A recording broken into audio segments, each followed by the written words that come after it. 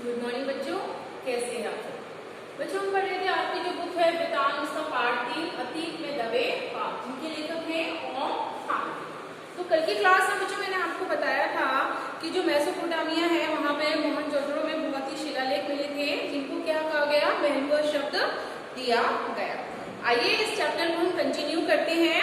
देखिए page number 42 खोल लीजिएगा जब आप वीडियो देखें। देखिए महाकुंड के उत्तर पूर्व में एक बहुत लंबी सी इमारत के अवशेष हैं। इसके बीचों बीच खुला बड़ा दालान है, तीन तरफ बरामदे हैं, इनके साथ कभी छोटे छोटे कमरे रहे होंगे। अर्थात इसके बारे में बता रहे हैं कि हम पुरानी चीजों या पुरातत्व के बारे में जानते हैं कि वहां पर जो धार्मिक अनुष्ठान हुआ करते थे, वहां पे धार्मिक अनुष्ठान के लिए जो ज्ञानशालाएं सटी हुई थी, उसके बारे में बताया जा रहा है कि चारों तरफ क्या क्या चीजें थी। उस नजरिए से इसे कॉलेज ऑफ प्रिस्टम माना जा सकता है, यानी कि जहाँ पे चबूतरे हैं, मकान है और क्या कहते हैं कमरे हैं, खुला हुआ है, अनुष्ठान है, वहां पे हम क्या नाम दे रहे हैं, उन्होंने क्या बताया, अगर हम अपने पॉइंट ऑफ व्यू से वो लोग सोच रहे हैं कॉलेज ऑफ प्रिस्टम। दक्षिण में एक और भव्य इमारत है, इसमें 20 खंभों वाला एक बड़ा हॉल भी है। अनुमान है कि यह राज्य सचिवालय, सभा या कोई सामुदायिक केंद्र रहा होगा, जहाँ पे या तो राजनीतिक, धार्मिक या फिर सामाजिक कार्यक्रम होते होंगे। गढ़ के बारे में बता रहे हैं, गढ़ की जो चार दीवारी है लांघकर हम बस्तियों की तरफ बढ़े। ये गढ़ के मुकाबले छोटे टीलों पर बनी है, इसलिए इन्हें नीचा नगर कहकर भी पुकारा जाता है। खुदाई की प्रक्रिया में टीलों का आकार जो है वो घट गया है, कहीं कहीं वे फिर जमीन से जा मिले हैं और बस्ती के कुएं लगता है जैसे मीनारों की शक्ल में धरती छोड़कर बाहर निकल आए। अर्थात ऐसा प्रतीत हो रहा है कि वो कुएं अपनी जमीन अंदर की छोड़कर और बाहर की तरफ आ निकले हों। पूरब की जो बस्ती है वो रईसों की बस्ती है। हालांकि आज के युग में पूरब की जो बस्तियां हैं वो गरीबों की बस्तियां मानी जाती हैं। एक समय था कि वो अमीरों की बस्तियां मानी जाती थी, वहां अमीर लोग निवास करते थे, लेकिन आज के समय में सिर्फ और सिर्फ गरीब यहाँ निवास करते हैं। मोहनजोदड़ो इसका उल्टा था, यानी बड़े घर, चौड़ी सड़कें, ज्यादा कुएं। मोहनजोदड़ो के सभी खंडरों की खुदाई कराने वाले पुरातत्ववेत्ताओं का संक्षिप्त नाम दे दिया गया है, जैसे कि डीके। जिसने भी मोहनजोदड़ो की खुदाई करी थी उनके क्या क्या नाम है, संक्षिप्त रूप में बता रही हूँ। डीके, हल्का, दीक्षित, काशीनाथ की खुदाई, उनके नाम पर यहाँ पर दो हल्के हैं। डीके डे क्षेत्र दोनों बस्तियों में सबसे महत्वपूर्ण है। शहर की मुख्य सड़क यानी कि फर्स्ट स्ट्रीट यहीं पर है। ये बहुत लंबी सड़क है, मानो कभी पूरे शहर को नापती थी। आज इसके बारे में बता रहे हैं। अब ये आधा मील बची है। इसकी जो चौड़ाई है वो 33 फुट है। मोहनजोदड़ो से 3 तरह के वाहनों के साक्ष्य मिले, यानी कि वहां कौन कौन से वाहन चलते थे। इनमें से सबसे चौड़ी बैलगाड़ी ही रही होगी। इस सड़क पर 2 बैलगाड़ियां एक साथ आसानी से आ जा सकती है, यानी कि सड़कें इतनी चौड़ी थी कि एक बैलगाड़ी आ रही है और दूसरी जा रही है। यहाँ सड़क वहां पहुंचती है जहां कभी बाजार हुआ करता था, यानी कि जहां पे कभी मार्केट बनाया जाता था। इस सड़क के दोनों ओर घर हैं, लेकिन सड़क की ओर सारे घरों की सिर्फ और सिर्फ पीठ दिखाई देती है, यानी कि पीछे का हिस्सा हमें कहीं ना कहीं दिखाई देता है, यानी कोई सड़क घर पर नहीं खुलती। उनके दरवाजे अंदर गलियों में जाकर होते हैं। दिलचस्प बात तो बच्चों ये है कि दिलचस्प यूं है कि चंडीगढ़ में ठीक है, ये जो शैली है वो 50 साल पहले काबूर जी ने इस्तेमाल की थी। वहां भी कोई घर मुख्य सड़क पर नहीं खुलता था, बल्कि अंदर की तरफ खुलता था। आपको किसी के घर जाने के लिए मुख्य सड़क से पहले सेक्टर के भीतर दाखिल होना पड़ता है, फिर गली, फिर घर की गली में, फिर घर में। क्या काबूर जी ने ये सीख मोहनजोदड़ो से ही ली है। चंडीगढ़ में जो इसने ये नया टेक्निक अपनाई है। कहते हैं कि कविता में से कविता निकलती है। कलाओं की तरह वास्तुकला में भी कोई प्रेरणा चेतन अवचेतन ऐसे ही सफर करती होंगी। ढकी हुई नालियां मुख्य सड़क के दोनों तरफ समांतर दिखाई देती है, यानी कि जो मोहनजोदड़ो में जो नालियां बनी हुई है बच्चों, वो इस तरह से बनी हुई है और ढकी हुई है ताकि जो उसकी गंदगी है वो क्या ना है, वो बाहर की तरफ ना आए। अर्थात और उसमें से जो भी कीटाणु है वो है, गंदगी है, वो सारी चीजें दिखाई ना दे। बस्ती के भीतर भी इनका यही रूप है।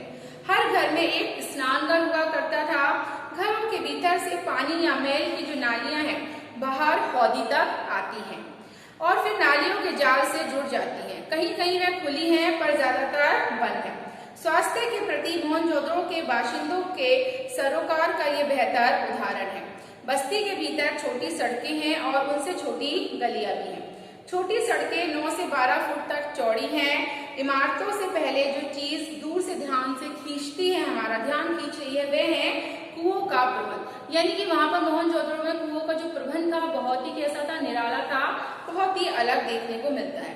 ये कुएं भी कम से कम पक्की हुई आकार की ईंटों से बने, ऐसा नहीं कि कच्चे कुएं हैं या मिट्टी से बने हुए हैं, ये कुएं भी ईंटों से बने थे। इतिहासकार कहते हैं कि सिंधु घाटी सभ्यता संसार में पहली ज्ञात संस्कृति है जो कुएं खोदकर भूजल तक पहुंची, अर्थात वो ऐसी संस्कृति है जिन्होंने कुएं के द्वारा पानी प्राप्त किया है। उनके मुताबिक केवल मोहनजोदड़ो में 700 कुएं करीब कुएं थे, यानी उस समय 700 कुएं थे उस जगह पे मोहनजोदड़ो में। नदी, कुएं, कुंड, स्नानघर और बेजोड़ पानी निकासी, यानी कि वहां पे स्नान करते और पानी की निकासी का जो प्रबंध था बहुत ही अच्छा था। पानी का निकासी के लिए इन्होंने बहुत अच्छी तरह से पक्की नालियां बनाई हुई थी। क्या सिंधु घाटी सभ्यता को हम जल संस्कृति कह सकते हैं? अगर माना जाए तो हम शायद जल संस्कृति भी कह सकते हैं, क्योंकि वहां पे पानी की या कह लो जल की जो प्रबंध था, जो व्यवस्था थी, बहुत ही अच्छी थी, उम्दा प्रकार की थी। बड़ी बस्ती में पुरातत्व शास्त्री काशीनाथ दीक्षित के नाम पर एक हल्का डीकेजी कहलाता है।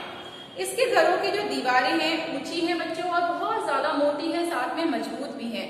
मोटी दीवारों से हम ये अर्थ लगा सकते हैं कि उस पर दूसरी मंजिल भी रही होगी, इसलिए वो शायद नीचे की जो दीवारें थी बहुत मोटी थी। कुछ दीवारों में छेद हैं जो संकेत देते हैं कि दूसरी मंजिल उठाने के लिए शायद यह शय तीरों की जगह हो। सभी घर जो हैं वो ईंट के हैं और मजबूत हैं, पक्के हैं। एक ही आकार के जो ईंटें हैं 1:2:4 की अनुपात की हैं। सभी भट्टी में पकी हुई ईंटें हैं। हड़प्पा से हटकर जहां पक्की और कच्ची ईंटों का मिला जुला उजागर निर्माण है। मोहनजोदड़ो में पत्थर का प्रयोग मामूली हुआ है। कहीं कहीं जो नालियां हैं वो अनगढ़ पत्थरों से ढकी हुई दिखाई देती हैं। इन घरों में दिलचस्प बात यह है कि सामने की दीवार में केवल प्रवेश द्वार बना है, कोई खिड़की नहीं है। खिड़कियां शायद ऊपर की दीवार में रहती हों, यानी दूसरी मंजिल पर। बड़े घरों के भीतर आंगन के चारों तरफ बने कमरों में खिड़कियां जरूर हैं। बड़े आंगन वाले घरों के बारे में समझा जाता है कि वहां कुछ उद्यम होता होगा, कुम्हारी का काम, कोई धातु कर्म, या हालांकि सभी घर खंडर है, क्योंकि इस समय सब कुछ क्या हुआ है, टूट चुका है, खंडर हो चुका है और दिखाई देने वाली चीजों में हम सिर्फ अंदाजा ही लगा सकते हैं। राखालदास बनरसी ने जब खोज की थी तो सिर्फ उन्होंने अपने अंदाजे और अनुभव के आधार पर हम सारी चीजों को वो पता करके हमें बता रहे हैं। देखिए वहां के जो घर थे बहुत छोटे होते थे और कहीं कहीं बड़े भी होते थे, लेकिन सब घर एक कतार में है। ऐसा नहीं है कि ऊपर खबर है एक लाइन में बहुत अच्छे से वो घर बने हुए थे। ज्यादातर घरों का जो आकार है तकरीबन 30x30 फीट का होता था। कुछ इससे दुगने और तिगुने आकार के भी होते थे। इनकी वास्तुशैली कमोवेश एक सी प्रतीत होती है। व्यवस्थित और नियोजित शहर में शायद इसका भी कोई कायदा नगरवासियों पर लागू हो।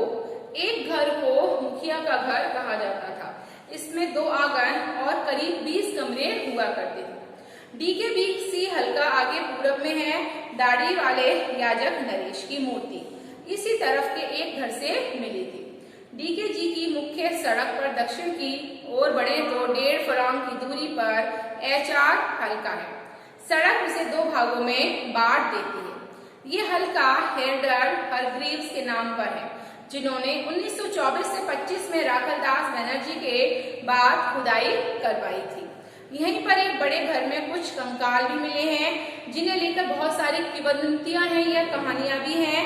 जैसे कि प्रसिद्ध जो नतर्की थी शिल्प, वह यहीं छोटे घर की खुदाई में निकला है। इसके बारे में पुरातत्ववादी मोंटिरर बोलन ने कहा था कि संसार में इसके जोड़ की दूसरी चीज शायद ही होगी। ये मूर्ति अब दिल्ली के राष्ट्रीय संग्रहालय में है। यहीं पर एक बड़ा घर है जिसे उपासना केंद्र समझा जाता है।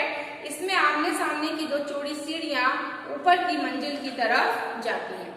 पश्चिम में गढ़ी के ठीक पीछे माधो सरोवर वत्स के नाम का भी एक हिस्सा है। यहाँ वह रंगरेज का कारखाना भी है जो लोग बड़े ही चाव से देखते हैं, जहाँ जमीन में ईंटों के गोल गड्ढे उभरे हुए हैं।